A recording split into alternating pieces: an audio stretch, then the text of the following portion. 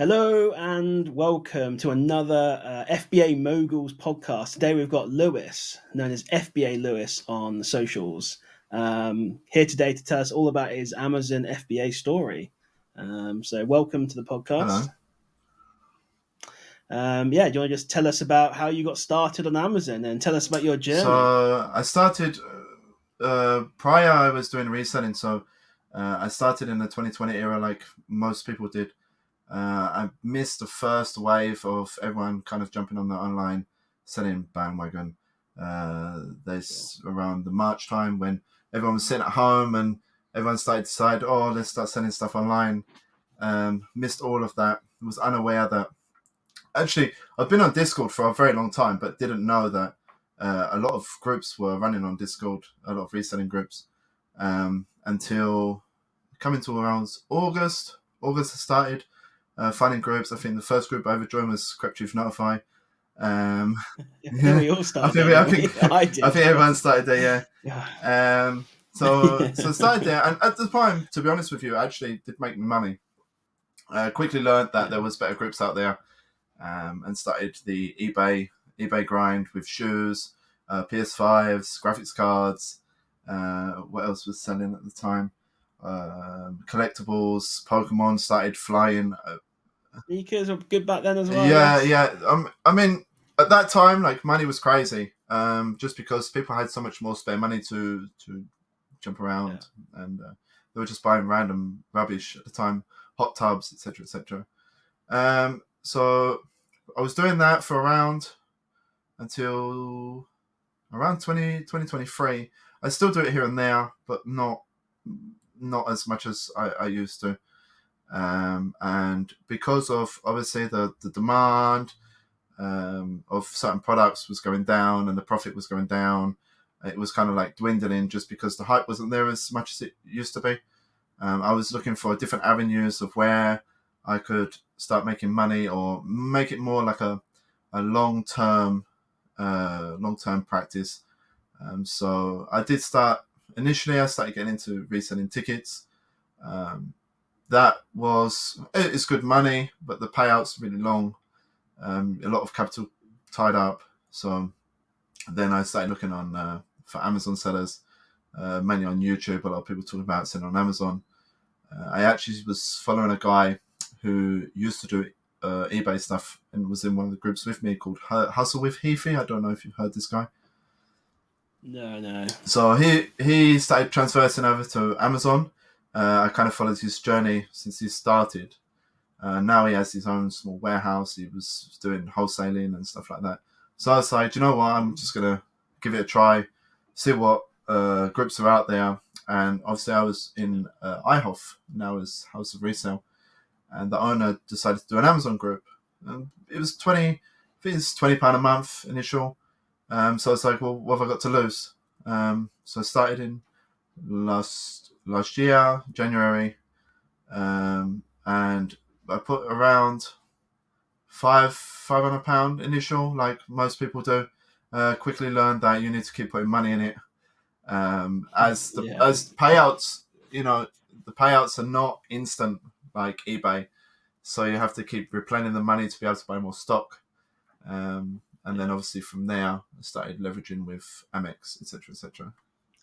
Cool. So pretty typical story, I guess. A lot of people, I think, started. Obviously, a lot of people have been in CCN. I remember seeing them on like the BBC or an article about them. So. Then I discovered Discord from there, and I was like, wow, this whole because I've been reselling way before. This whole community on there, and then I think a lot of people then obviously as reselling like sneakers or PS5s, Xboxes, all dwindled down Pokemons. Yeah.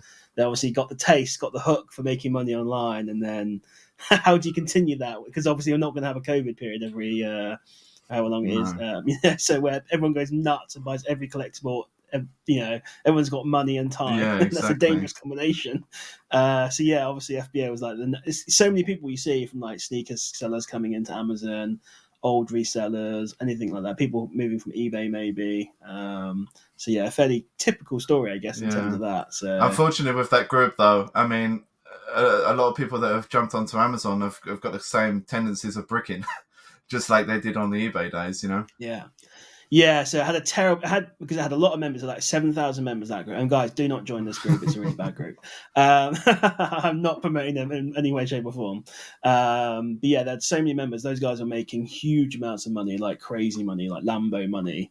Um, and yeah, it was just very bricky because obviously a lot of people there are willing to just try and make a couple of quid profit or £5 profit, whatever, when you could make way more than that. So yeah, unfortunately, a lot of them have transitioned that into Amazon, but they're not going to last. Obviously, it's not a business where you can just make a little bit of money. No.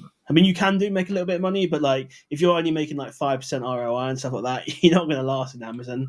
So Yeah, but yeah, cool. the difference between the reselling on eBay that people are used to compared to Amazon is obviously the payout hold.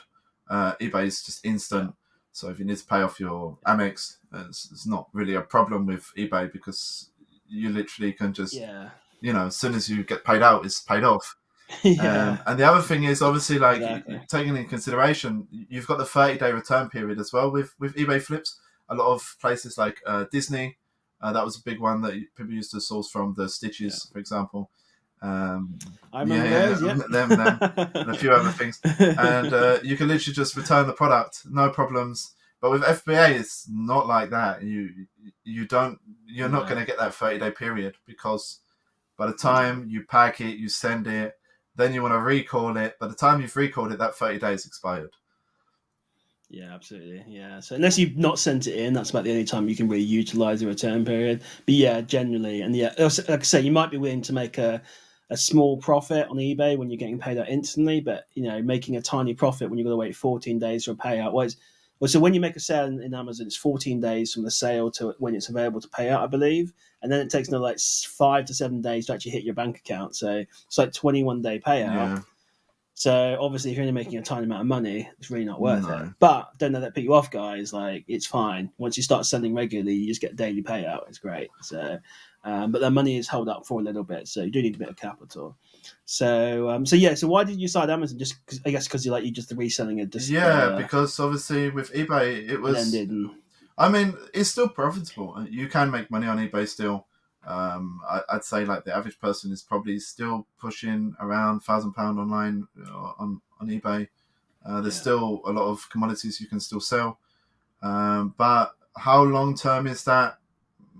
That can vary. yeah. It's not It's hard to scale stable. as well. Yeah, I think that's the thing with eBay. It's you can make 500 quid, £1,000 a month on eBay, no mhm. problem. Getting beyond that starts to become quite an effort, I think. Yeah. The Where is the main gone? problem with eBay is the commodity that you're buying is limited in terms of how much you can purchase. Let's say, for example, I Yeah, mean, like the hype was shoes, right? Jordans, etc., etc. And unless you was running like loads and loads of like bots, you was paying for proxies, you was paying for all this stuff. Your chances of getting multiples was always quite limited. So there's only so much you can scale because there's only so much you can buy, depending on your setup.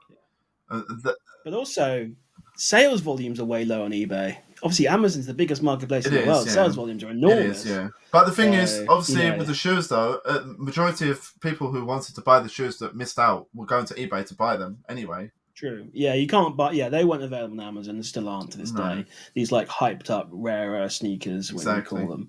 You just get your average Joe sneakers or whatever on Exactly. Amazon. The So same thing with like yeah, you can go with Pokemon and other commodities that was selling. yeah, You don't find them on Amazon. It's a eBay type deal, Uh, yeah, but the sure. margins were good. Don't get So me wrong, margins were very good, and obviously, yeah, but you can't scale because when you get to like the VAT threshold, it becomes really difficult because as most, I'm not sure if a lot of people are aware, but when you was reselling shoes, the address, the name was never exactly the one that you're living in. You had to do it yeah, like jig it, like put like 3 letters in between the number of the house and the road. You had to turn it around. Then you're making up names that don't even exist. So obviously you get to a flat threshold and you can't do that anymore because it has to be yeah. linked to you and the company name, etc., etc. So Yeah. It's crazy how people do it. I know in America they go that's crazy. They crazy. literally send it some random person's address and then use UPS to redirect it to So the, back to where so the they billing are, address which is is not nuts. right, is it? Yeah. That's the problem. So, but obviously, then, yeah, in the UK, the billing address needs to be there, so you can claim VAT from HMRC. The risk is obviously HMRC will say no, you can't claim the VAT, which basically makes the whole thing unprofitable. Exactly. So, when you can't claim that sort of 20% back, whatever it is. So, yeah, you've basically got another 20% fee on top, because if you buy a product for £100, you can't claim the VAT back. So whatever you sell, it's got to be like the 20% margin has to be taken in consideration every time, you know. Yeah, unless it's some super hyped up thing where you're making so much money, and it doesn't matter. Generally, yeah. So, but yeah, I mean, yeah, sales volume. eBay's obviously a great place to start for people, selling things. But yeah, hard to get the sales volumes on there, hard to get the quantities on there. You then end up finding a lot of non-VATers as well eventually when you scale up. Yeah. But it's still a good place to start. But obviously, when you want to go into the big boy leagues, essentially, Amazon's where it's at, because the sales volumes there are just insane. Obviously, so that's why I recommend people get into FBA, because that's where you can make some serious money. Yeah. And you don't have to pack it all yourself as well. No. Like you do Exactly. on eBay. So. Exactly. But it's the scalability is the big key there, I think, with eBay. You can scale, but you need to dwell away from don't get me wrong. those things where people do you're it. changing names and you're changing addresses, and you have to be very picky on what you buy. Then becomes, as I said, the scalability becomes quite difficult in that aspect. Whereas FBA, you can really, really scale. Yeah. So I think most of us started on eBay. I did as well, and then basically just ditched it now, just because I just want to spend more time on FBA, and I only use it for returns and items that I can't sell on Amazon that I was able to sell. Now is like hard gated or whatever. That's generally all I use it for now.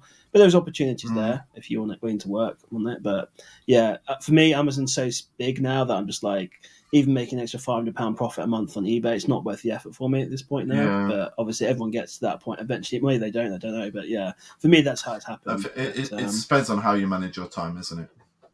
Yeah, that's true. Yeah.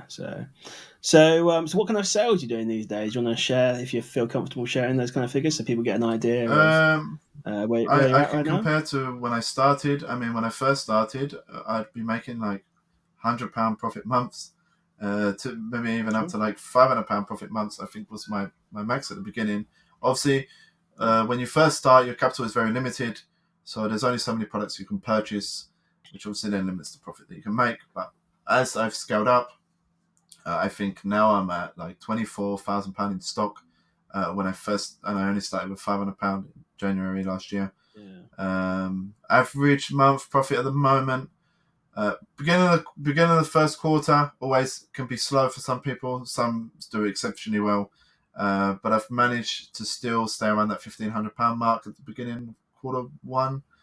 Now starting to scale up. I think I've done around 1,700 last month, and this month I'm on target for over £2,000 month. So the jump has started. Summer is coming, so the sales get pushed up. It's that time of year. Yeah. And this business, unless you start off with a huge capital, is just a progressive, just keep reinvesting the money, keep building it up. Your profits will go up slowly. You're not going to make millions of pounds overnight. You're going to build this up slowly. But now you're getting to the point where you started off with £500, you utilize credit cards for leverage without hopefully going too crazy. And now you're basically getting to 2,000 a month roughly, which is getting to the point now where that's basically a full-time income for most people. So obviously that's like pre-tax and stuff, but it's now getting to kind of serious money, and obviously you're on a really good trajectory as well. So hopefully it'll keep growing, and you'll be 2.5, 3.5, and it obviously goes up from there. It's like an exponential curve though. So that's really impressive. It's the more capital you have in Amazon, the more opportunity you've got to really push profit up. Yeah. But patience really is the key. I mean, majority of the time you could find a lead. You're going to have to wait maybe 3 months for it to recover in price. It's pretty standard nowadays. So you could buy a product today, and in 3 months you won't be able to sell it for another 3 months due to brickers. But those leads can be the best in profit even. Absolutely, they can do. If you're willing to hold out and you've got the capital, then 3 months. Some come back sooner, some take longer. But I'd say an average of 3 months. But obviously, that first 3 months is hard. But once you've got past that, then essentially you're kind of like there's always stock coming in that's hitting that 3-month mark that's selling, and then you've got new stock coming in, and then it's a constant cycle basically. So it's only painful for that first period, but I think that's a big thing new sellers need to learn is like being patient. Someone just asked me in my Discord group about like, oh, I think I said something like holding is gold or something, or holding is key, and he was like, how successful is this, like, in your opinion, like holding? I'm like, 100% basically. Everything will come back eventually. Just how long it's going to take. Depends how many sellers jumped on and how. Sometimes you really can make a big mistake, especially if you're not paying attention to keeper charts and seller ramp. You really have to look at. I mean, for example, a lot of groups will post a 90-day average. I don't think that's enough data personally. I think you really have to look at a wider range. You need to be looking at the last year, see where price has been for the majority of the time. I did make a few mistake purchases in the past where I thought it was a really good deal because the 90-day average was good. But when I go back, the price was around the same price I bought it for. Just because that period of time for the 90 days, it was inflated price anyway. So when it dropped, it was just going back to original price. So it's just a temporary price increase that obviously skewed that. And if you just look at that figure without actually analysing the chart and looking at it, so this is why keep is so essential. You need to look at the charts and just see the history of the product, I guess. But and also as well, it means you won't. Hopefully, you can see in the past maybe what something's sold at, so you know what you're waiting for basically. So you're holding out for a specific price. That gives you a good idea. So the data is insane. What's available on Amazon, it makes life so much easier. You don't get this kind of information on eBay, technically, I suppose. Maybe there's I'm not sure, but it's obviously not quite the same. eBay is more tough because you can go by sold listings, depending on how old the product is. I mean, a lot of stuff that I was buying back then was just being released, so there was no prior data. It was just buy it and then hope that it was profitable. Otherwise, you send it back, kind of thing. But with Amazon, you have to look at long-term data. Most products you're buying are old anyway. Yeah, it brings on a good point, actually. I think on eBay, I mean, I'm sure that people are doing it, but it seems like you're always chasing the new leads. Yeah. I think the key I found with Amazon is not only finding new leads, but also replenishing the old ones as well. Yeah. So, I'm sure you can do that on eBay. I'm sure there's some products out there that people are buying all the time and selling on eBay, but obviously probably not to the same degree. Yeah. You can kind of do that with certain commodities. I mean, like, for example, I know you can do it with collectibles. So, for example, a new set gets released in let's use Pokemon example. A new set gets released in Pokemon. Everyone is just flooding the market. It ends up going below retail. You buy it below retail. You wait. It varies, say 6 months to a year. It then becomes profitable because it's out of print, and then you can make money that way. But shoes is a bit more tough because it depends on the fashion, what people are wearing at the current time. I mean, fashion changes all the time, so it can be quite tough when it comes to shoes. Yeah, you get some like prime minister wearing a pair of sneakers, and suddenly no one wants to wear them anymore. Yeah, exactly. I mean, like, well, that's nothing risky. A perfect example is like no one ever used to wear Crocs. It was like sandals, sliders, done. And they were saying, "Oh no, they never wear Crocs." Then now everyone's wearing Crocs. So then soon no one will wear Crocs anymore, and you could be stuck with a bunch of Crocs. Yeah. So there was those Crocs the other, like a few months ago, wasn't there? The red ones, the lightning ones, the red ones, the car ones. Yeah, Lightning McQueen, what they're called. Yeah, I totally skipped on those, and then turned out to be really great profit. So I was like, "Who buys Crocs?" Funny, I just don't know the market. Funny you say that though. I'm pretty sure there was a price error on Amazon for those Crocs. I got pinged on one of the groups I was in. Totally missed that. So, I miss so much, to be honest. There's so many groups I'm in. I just can't see everything, and just miss some stuff. You pop out to the shops for an hour, and you come back, and I've just lost like £500 profit because I missed that ping or whatever. Literally, like just before this, before this video, I mean, exactly. You just missed a good lead for an A to A. Exactly. There was probably about somewhere between £500 and maybe £1,000 profit, something like that. Exactly, so, not too bad for not too bad. That was going to be an eBay flip, but it was an Amazon. Yeah, it was been on Amazon, but it was still money though, and it's a fast. I'd say it was more of a price error actually. In fact, we can say what it is because no one's going to be able to No, tell it's that anyway. It's story. baby Yeah, milk. baby milk. So Yeah. yeah, great one to be honest. So what kind of challenges did you face in? Have you like faced when you started Amazon, and then any challenges you're facing now? When you start, I think main challenge I faced was capital. I had some at hand, Yeah, a spare. I could always put more money into the business, but it's the cash flow. I think is one of the biggest challenges. I think a lot of people face the same challenge. Is cash flow. yeah, It's just the absolutely. payout duration is really long for Amazon, which Yeah, makes it very challenging. So when I hear people say they started with £500 and they've gone up to like over 10,000, £100,000 in stock, I'm like, how have you done that with just £500 when you have to wait 3 weeks just for your payout? I mean, the ROI must be like over 100% each flip. Otherwise, well, they just don't mention that they're using credit cards. They want to make it say, "Oh, I started with £1, exactly, and now I turned it into a million." It's like, well, yeah, you had a credit card with a 500k limit. That's why. exactly. So yeah, technically you only had 500 cash. Like you started off, but obviously we utilise credit Yeah, cards I didn't do it in a straight away. smart I way. didn't do it straight away. So no, sure, yeah, So I used personally. I used my first 6 months learning the process of Amazon, trying to learn products, trying to see what's selling well, what's not selling well. Trying to get a gist of the process of buying the product, receiving the product, packing it, labeling, having the printers ready, having everything correct, and then just doing like a test the waters type thing for the first 6 months. After 6 months, I think came the Prime Day. That's when I started utilizing Amex. I was like, well, might as well start reaping the benefits from an American Express for the points and stuff. So that's when I started to leverage. And since then, everything's been good in terms of cash flow. I've managed to pay my Amex every single month without fail. Never come into any money management issues. But the one thing I say really that most people need to be careful of is not using Amex with money you don't have, because you could really spend like easily, in a month you could be doing 15 grand. Next month you've got a 15 grand bill, you haven't got 15 grand to spend. It could really, yeah, it could be a very slippery slope if you don't keep on top of that. yeah, absolutely. Don't if you've got £500 budget and don't get a 20 grand limit and start spending 20 grand Absolutely not. because you don't know how long things are going to take to sell, the payout times and stuff like that. So you got to use it in a smart Yeah, way.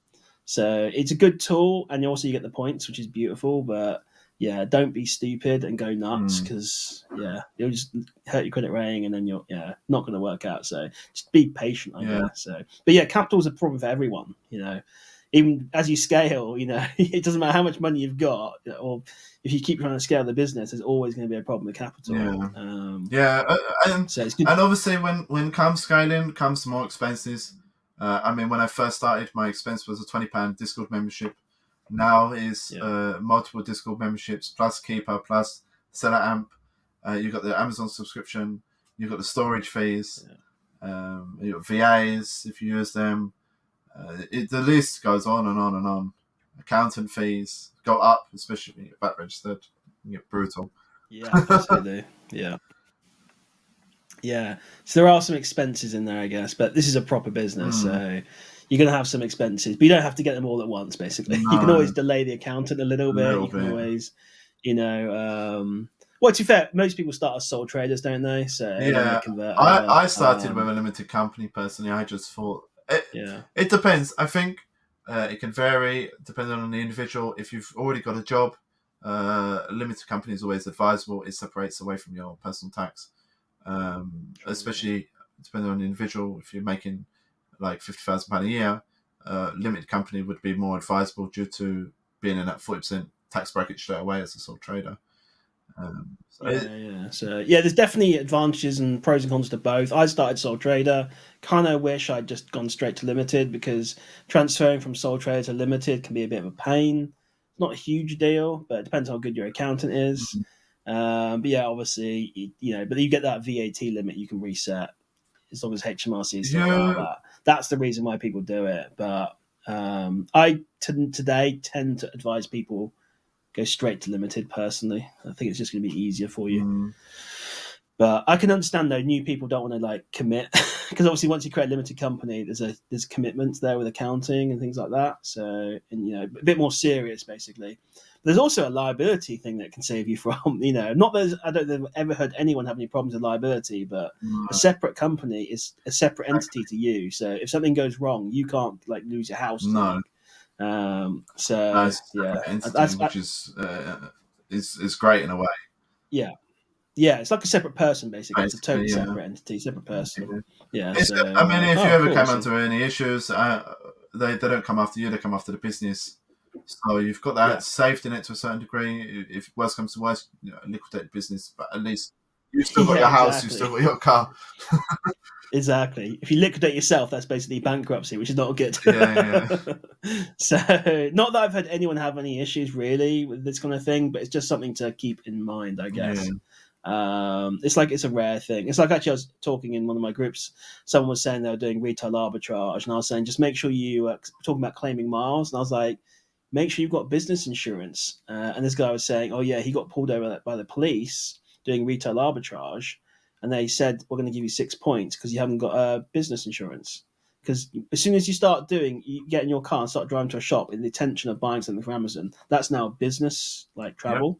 So you obviously need the right insurance for it. So it's just little things like that you need to keep in mind. It's not obviously, but it's a very rare occurrence that that Yeah. you're going to get pulled over by the police. They actually let him off, which I think is the right call. But because he just didn't realise. But I yeah, don't hear too many people getting pulled over for things like that. Actually, I think no, I it think makes it really obvious it if was just they're driving around and you so happen to have stock in the car and they can physically yeah. That's possibly. exactly what happened. I think they were like, why is this guy's car Stock. full of stock at like 3 a.m? Yeah, So yeah, obviously yeah, but it's just something to keep in mind anyway. exactly. But yeah, I think limited I think it's the company. way forward. So any other Hmm. yeah, so any other challenges you faced then at all? So you got obviously capital being the big one, but Um, anything else? I think capital was the main one from the beginning, and then it was the sourcing, learning how to source myself. Yeah, It's can be a very tedious, boring task at times. It's not the yeah, best task in the world, which is why having Discord groups take that off you slightly. You still have to source, you still have yeah. to look, but you can kind of use that time elsewhere, especially when you've hit your type of. I don't know how many people have a spend budget every day. I've heard of a few people have this spend budget. I personally don't have one, Yeah. but if I've spent like £500-600 in a day, then I'm not going to be looking stock for the rest of the day. I'm going to start looking at other aspects of the business of repricing and changing, Hmm. going through old stock. Well, I've not heard. Interesting. Yeah, I've not heard of people having a spend limit. I've heard of people having a spend goal, Yeah, which I like think a is a spend good budget. thing. This same thing. Yeah, like that's why I created Amazilla, like because in there you can create like a goal. Because obviously, pretty much we know roughly you can make 30% ROI as an average, maybe. So if you spend £1,000 a day, you're going to make 300 quid Yeah. basically. So if you want to make £300 a day, you'd spend 1,000 a day. So that's like a nice way to break it down, isn't it? Mm-hmm. Obviously, there's not £1,000 worth of opportunities every day, so you kind of have No. to look at it as a week and month sort of thing. But it's good to kind of have that in mind, I guess. Yeah. And that's how I help people scale when they come to me. Is like they're saying, "Oh, I want to make like £1,000 a month." I'm like, "Well, you need to be spending."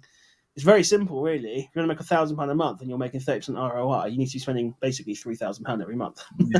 It's quite as simple as Yeah. that. If you don't do that, you can't make that money. So very simple when you break it down. Obviously, the actual mechanism of buying £3,000 worth of stuff in a month is a bit more complicated than that. Finding the right deals Yeah. and stuff, but I mean, yeah, having a goal and saying that you're going to spend, let's say, for example, let's use £10,000 a month to make, just say 20% ROI. I mean, you spend £10,000 in a month.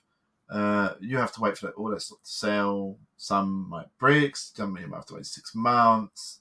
But you can use that as a guideline of how much you want to make in a month. Absolutely. yeah. Yeah, and if let's say you are looking to spend, say, 10,000 one month, you'd realistically be having a total amount of money of probably about 40 to 50,000. Maybe 30 probably minimum, because obviously 10 you need to be doing 10,000 every month, 3 months basically. Yeah. So you need probably about 3 months worth, I'd say, if you're looking Yeah. to, Yeah. as an example. I would It's a kind of a say. general rule I of would say thumb. whatever you spend. Let's say, for example, you spent 10 grand this month. I'd say that realistically, you're going to start seeing the results in August of how much money you make. Yeah. Roughly, you're going to get some Yeah. products that sell instant. You need some products the following month, but you know. Yeah, all depends, doesn't it? That's where you get a mixture, and it ends up being a mixture kind of naturally, I guess, depending on what you buy. But Yeah. some are slow, some are fast, some are just medium. But yeah, so any lessons you've learned then since you started there? Like if you were to talk to a new seller, you'd say this is the biggest lesson I learned, or any advice you give new sellers. Join a Discord group. I think that is Cool. very valuable information. A lot of people are paying for people to coach them, and they're charging so much money. And I think that for the value of a Discord group, you can literally learn all of that. For as depends on the Discord group, but it's an average about £30-40 a month, Absolutely, yeah. roughly. And you got that 24/7 support. Members help you. You've got that kind of community going on. And from there, you can learn it all yourself. I mean, I never had anybody coach me. You in the past have helped me massively, and that was just from a £20 Discord group. So it just goes to show. Yeah, good deal for you. Exactly. Second one, I'd say a necessity, really, especially if you buy a decent amount of stock, is a repricer. The amount of admin that takes away from you is crazy. As if you're running a lot of ASINs, you're going to want a repricer.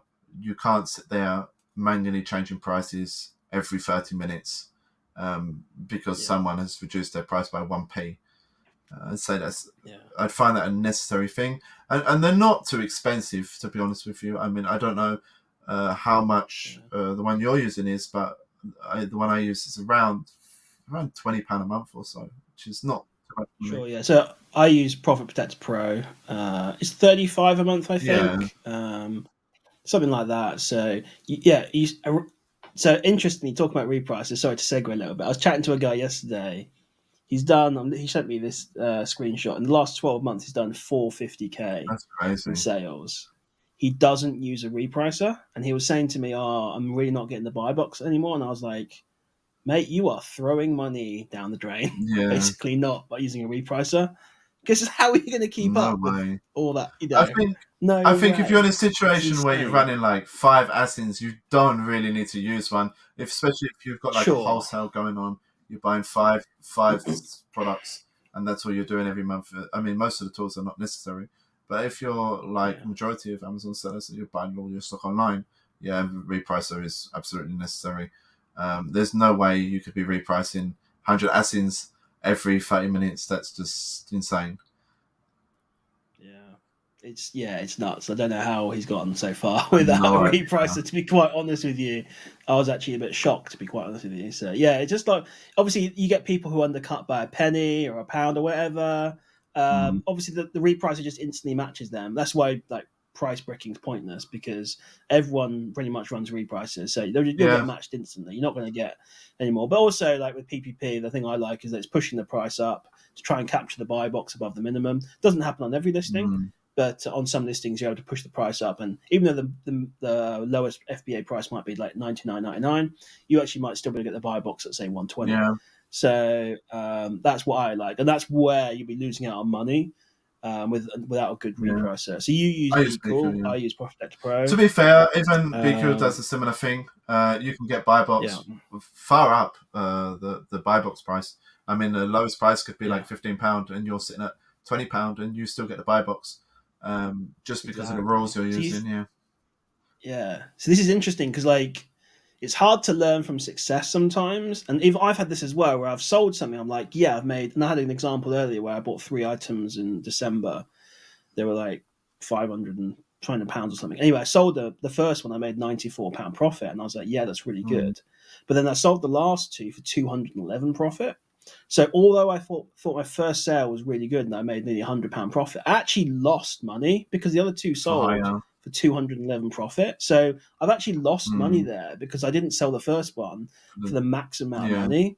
And that's where the repricer comes in because it's going to push the absolute limits and make even more money. And even though you might be happy that I've made £100 profit, I've actually lost £114. Yeah. Exactly. So I'm kind of annoyed now. So it's not just making money; it's making the most money. That's where the repricer comes in, I find anyway, and that's why I think Be Cool is quite a smart one now. Prospect Pro obviously is excellent. They're good as well, maximising your profit. But you don't realise this without, and this comes from experience as well. BQ, I have to like a similar thing with the AI section as well as I haven't tried it personally. I'm at a stage where I don't feel like I need it at all. The settings that I'm using currently have been good to me, so didn't really. If it's not broken, I don't see the point of trying to fix something. Yeah, sure, yeah, and it keeps my cost down. But yeah, I think it does the same. Those stuff like Protect Pro, it will capture the buy box, let's say for £100 on an item, and then it will just put the price up to 105 and see if you still got the buy box. If you still got the buy box, it'll go to 110 and then up until you lose the buy box. Then it will come down again. So it pushes the limits on Amazon until Amazon say no, that's it, too expensive. Buy box is gone. And then you bring your price back down. So it learns the listing, which is really cool. Yeah. I know Be Cool does something similar as well with the AI stuff. So obviously there's multiple different algorithms and stuff you can use, but there's some good tips with there. Be Cool, I think that AI is like $50 a month. I'm not sure Profit Protector Pro what they're charging for that AI section. It's just all part of the bundle straight away. It's just one price. In that sense, Yeah, I guess so. Yeah, it is. Yeah, so yeah, they've got obviously Be Cool have like an entry level one, then the AI one. Obviously charging because AI is a buzzword right now. Stuff like that, so charging more money. I'll be honest, unless I tried it, I wouldn't know the difference. And I mean, it could just be a marketing scheme as far as I'm aware. Yeah, let's just be honest here. We're not talking sophisticated AI here. We're just talking relatively basic stuff that's trying to learn a listing. Like it's not that complicated stuff, really. Obviously, as time goes on. But yeah, it's cool. So, any other lessons you've learned then? Well, it would be the thing I said earlier, reading the charts. That was a big lesson for me, especially when I bought two products that were literally at normal buy price 6 months prior, and I thought I got a deal because the 90-day average was higher than it actually was. But yeah, that's my three biggest things: having a Discord group, having a repricer, and reading charts. Having something like SellerAmp as an initial. I mean, Keeper is a jump. I don't find it to be necessary, especially for beginners. But as you get through after the last, 6 months into a year, you can start looking at having Keeper for a bit more of an intensive chart reading. I think SellerAmp has like a version of Keeper built in. I never actually used it myself. I still use it. It's always not to the same degree, I don't think. But Keeper's just a magical tool that they could charge like 5 times, 10 times the amount they charge, and people would still pay it because it's the data on there is so powerful. Exactly. It's just insane. But they actually only charge like €19 a month or something like that. It's just so cheap. Obviously, everyone uses it. For me, I mean, if I wanted to compare a pair of them, SellerAmp, I use it still even to this day, even for data reading. If something is just pinged, and I want to quickly know whether that's a good deal or not, I'll quickly put the ASIN in, look at the chart quickly, go by the last year or so, and be like, okay, this is fine. Then just buy it. But then what I'll do is later on, I'll go through Keeper and then have more of a deeper look at the product and make a more intensive decision. But SellerAmp is my quick look tool because you can put the price in of what you're buying it at, and then you can see how much you can sell it for. So you get that instant like profit check, ROI check, and then obviously the quick data check, so you can make a quick decision. Whereas Keeper is more of you don't think you can check that, can you? Your profit. No. Yeah, so those of you that haven't sold on Amazon before or new, SellerAmp, I'll put links to all these by the way in the description, is like lets you put the buy price, it sees the sell price, tells you how much profit you're making after taking all the fees into account, things like that, and basically just says, oh, you're going to make £5 profit at 30% ROI. And it's got other features in there as well, but that's what the most basic element of it is really. And then Keeper's more just like it tracks data on a product for like the lifetime of that product on Amazon. So you can see the exact price it's been like 5 years ago, and it looks every day basically. You can see a chart showing number of sellers, the price, everything. It's got so much data. It's kind of you can even see the variations and stuff like that of the listing, and you can intensively see like what they're selling for, etc., etc. You can even dive into other sellers on that listing and see how much stock they've got, all this kind of stuff. It's kind of SellerAmp does it actually similar as well. But yeah, so two very powerful tools, to be honest, that are extremely useful. You basically do need SellerAmp. You can't really get, or you can use like Buybot you Pro. can. There's another one out there, but yeah, basically one of these like profitability tools, just so you know how much money you're making. So whatever you want to use, especially really. If you're a beginner, you're doing RA. SellerAmp is fantastic. Just scan the barcode and check. Yeah, it's literally in your hand. Yeah, it's got an app. Yeah. So absolutely, yeah. So you don't do much RA? Then, I don't do RA. You're no. mainly what? So what's your business model right now? What are you mainly doing? I'd say realistically, I'd probably go about 60 to 70% A2A, and then 30-40% of OA. Cool. So you're doing like 2,000 profit a month, and you're making roughly £1,500 of that is from Amazon to Amazon. £1,500 basically. It's kind of crazy, really. So that's just from a Discord group. Discord group pings an Amazon to Amazon deal. You buy it and then hold it maybe for a couple of months. Sometimes not even that. Yeah. And make a profit. Yeah. You can't get easier than that, can you? Really? So crazy, really. Yeah, it? But I have a tendency of always going through my listings, seeing why something's not selling, reevaluate. Do I need to drop the price? Do I want to get rid of it? Do I need capital to then reinvest in more products rather than just letting it sit stale? There's a lot of things that you can do to kind of keep an eye on what you're selling. Sure. I think a lot of people overlook that. They actually don't go back through their listings. They kind of just let it sit there. But you're just recurring storage fees at that point. I do that too. Yeah. I'm always looking ahead, not looking back. And then you end up losing money on the products because it's sat there so long. I've done that recently. I've had I've only looked through my old listings only. I skip past the ones I've just put in. And seeing like, okay, is it seasonal? How long do I need to hold it for before this starts selling? Do I need to get rid of it now? What can I do with that capital if I had sell it? Can I put it into something else and get the profit back faster, even though it took a small loss, for example? And so loads of things you can take in consideration. But stock management, I think, is something overlooked. I think a lot of people just let their stuff just sit in Amazon and just wait for it to recover. Yeah. I mean, I do that, to be honest. I'm not going to lie. I'm just a sitter, basically, and eventually things come back. Obviously, sometimes I just let things go. I don't really have a huge capital problem myself. If I did, then I would probably be more willing to maybe... sometimes you need to cut losses in Amazon. Sometimes you need to take a loss. Sometimes you need to break even. Because you might get, say, £2,000 back from something you bought that you could put into something else where you can make 30%. So rather than waiting to try and get 10, 20, 30% on the other one, might take 2, 3, 4 months. Just cut your losses and move on to something else. So, I know there's quite a few sellers actually do just leave it in there. Depends how many SKUs you've got, I guess. It becomes quite a big job. Some people's storage fees are crazy. Manage. I don't know about yours. I think mine, I got billed for like £100 last month. Last month. Yeah. So, but at the same time, though, how much stock have you got on Amazon though? I actually think the storage is 2,000 units or so now. Yeah, so I actually think the storage is actually quite reasonable. To be fair, now you get your first 6 months for free on Amazon. Well, I certainly do anyway. And after that, did you get free shipping? Yeah. I got free shipping at the start. I think I got like a £800 credit when I first started. Now no, I didn't get I got £80. Really? Not 800. But do they still give that out? No, it's crazy. No, so new sellers basically once you've sold a few listings get like 80 quid. I think it is. Maybe you get more now. I had loads. I constant free shipping. Free UPS shipping, just to help out, I guess. The shipping is so cheap anyway. But obviously, you're only paying like £3-4 a parcel. Obviously, this adds up though when you're sending thousands of parcels. Yeah, I had that when I put that credit on my account. It was literally £800, and it's like, it was like months and months of credit. Like I didn't pay a single bit of shipping for the stuff.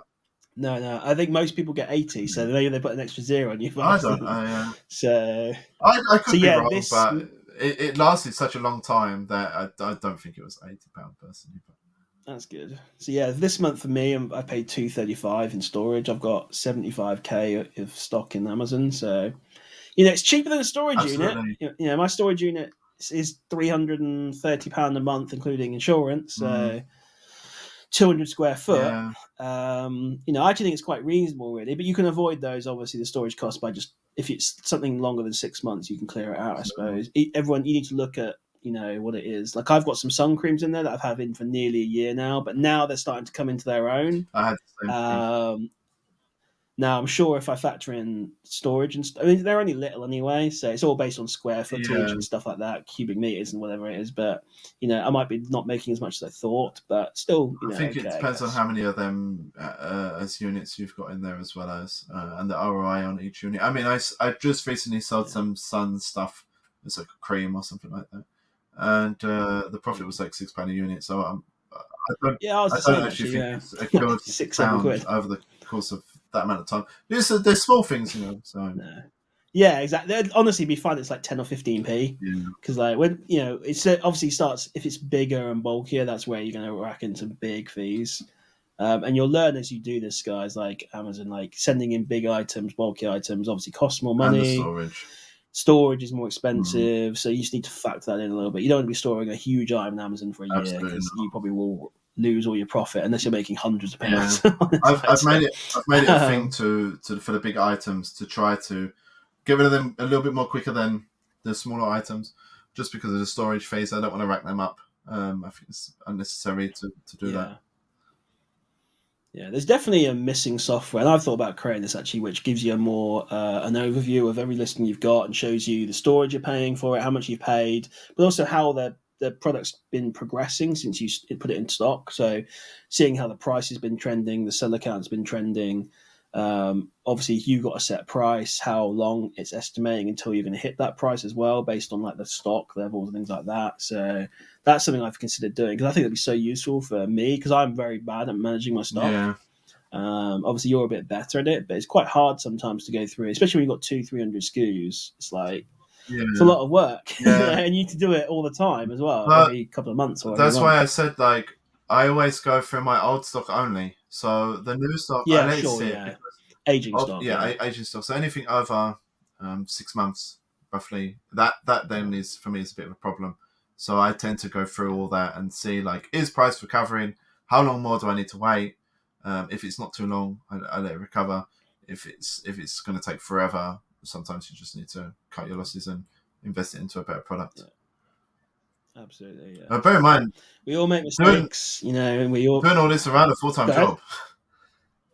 Yeah, it is, yeah. But yeah, we all make mistakes, we all make bad buys, but as long as the majority of the buys are good, I've made some big mistakes in the past, not end up costing maybe £1,000 or No. something and one bad listing, but that was a very early on purchase that looked good, but actually caught out quite a few experienced sellers as well. But yeah, we all make mistakes, it's part of the game, but as long as majority of products are profitable, yeah, so that goes on. Any big mistakes you've made then?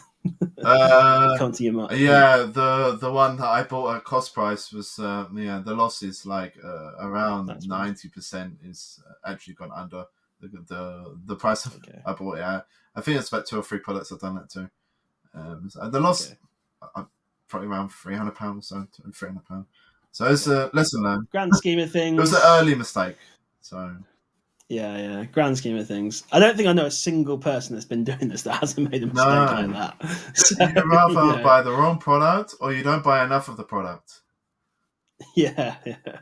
That's a mistake that everyone is like. Why didn't I buy more of these? Because they're Exactly. flying off the shelves and they're making fat like profits. like a lesson learned for Q4. I mean, like you've got a really good product, and if you sell out before the peak of Q4, like you're so upset. You're like, why didn't I buy more, or why didn't I put my price up? And yeah, Yeah, I made that mistake. I sold a lot of my stuff end of November, yeah, and then obviously prices kept going up in December. yeah. So, but it's because I totally underestimated Q4, and it seems like every year everyone underestimates how crazy it's going to But be. saying that, I really Um, underestimated Q1. I thought it was going to be really, really bad.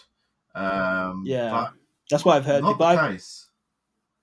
it depends what you're selling, because a lot of people selling health and beauty were crying in all the groups saying Really. like Amazon's dead, January Q1's terrible, all this kind of stuff. And I'm like, you're in the wrong category. That's a dead category, Absolutely. in my Well, opinion, that's a anyway. big mistake of not Um, diversing, isn't it? well, not diversified, but also not adapting to the market. Like, because unfortunately, every new Amazon seller comes in basically does health and beauty. So you've got all this influx of all the sellers, and so 99% of them jump straight into health and beauty because that's what the groups generally Yeah. kind of ping. So what are you expecting to do if you're an existing seller in that category? It's going to be a nightmare. Yeah. And that I've seen a lot of people like literally crying, like not literally, like they're like moaning in the groups, like saying, "I'm just not making any more money. I'm not making as much as I did last time. Q1's terrible." And I'm sat there thinking, "Hey, Q1's been pretty good for Yeah. me." So, I think the recent one you with know, health and beauty type stuff is the recent email that went out to do with a certain ingredient that wasn't allowed to sell on Amazon. I don't know if you got that email actually. yep, I've got an So item sat on my shelf over here, which I've been holding for ages, uh, and now I can't sell near I them. got it. It's My one was a Burberry perfume or something like that. But I don't even think yeah, it's even got that ingredient in it. But no, it's like methyl intral I'm not dextro or sure. something. I don't know what it is. But you know Yeah, the thing yeah, is you can't check because you have to wait for no, your product to come back to you, then to check the ingredients, and then it's like, okay, that's not there. Then you have to submit it to Amazon that the ingredients not there, and then send it back to them. And it's yeah, I think I'll FBM it at that point. I'm not gonna bother with sending it back in personally. yeah. It's Stop that's some of the eBay. downsides of Amazon. Sometimes you send stuff in and it goes, the listing gets deleted or something like Yeah, that happens, and you just get it back, and or a brand gets restricted, and you just have to eBay yeah, it. like Yeah, it's good to have an eBay La account. Roche If you Posay, can, for just example. oh yeah. I mean, everyone got plenty of warning on that, fortunately. But yeah, La Roche Posay, Vichy, Clinique. Yeah, but the bricking was crazy after that. Yeah. I've actually got some La Roche Posay sat on the shelf there that I never sent in, Oh, so I need to blimey. eBay I've that been as well. eBaying it as a loss. I think it's a minor loss, but it's still a loss. Yeah, it's fine.